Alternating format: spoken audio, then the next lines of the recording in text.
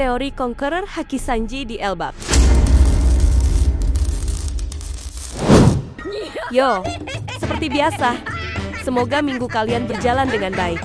Di chapter 1171, Oda terasa sengaja menanam banyak pertanyaan. Bukan untuk dijawab sekarang, tapi untuk membuat kita meragukan segalanya. Bagaimana jika Haki Raja bukan sekadar takdir para penakluk, melainkan kehendak yang bangkit di momen tertentu? Dan bagaimana jika Sanji justru akan membangkitkannya di tanah Elbaf?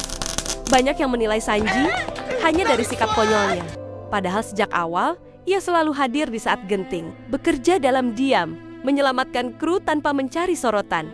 Sanji bertarung bukan hanya dengan kaki, tapi dengan otak dan intuisi. Puncaknya terlihat di Water 7 saat semua terjebak ilusi. Hanya Sanji yang memahami bahwa Robin tidak berkhianat, melainkan berkorban. Di sanalah terlihat Sanji punya kecerdasan emosional dan tekad yang layak berdiri sejajar dengan Luffy dan Zoro. Soal haki penakluk, asal-usul bukan penentu utama. Ibunya memastikan Sanji tumbuh dengan emosi, empati, dan kehendak bebas. Dan disitulah fondasi sejati Haki Raja terbentuk. Lalu kita beralih ke Elbaf. Palu Rognar bukan sekadar senjata. Ia menyalurkan lebih dari satu elemen, seolah menjadi katalis kekuatan yang lebih besar. Dan fakta bahwa ia menjaga buah rahasia Elbaf selama ratusan tahun menimbulkan satu dugaan besar. Bagaimana jika itu bukan buah biasa, melainkan inti dari senjata kuno Uranus? Kekuatan Loki yang mampu mengendalikan petir dan es terasa tidak wajar, seolah bukan manusia, melainkan entitas penghancur.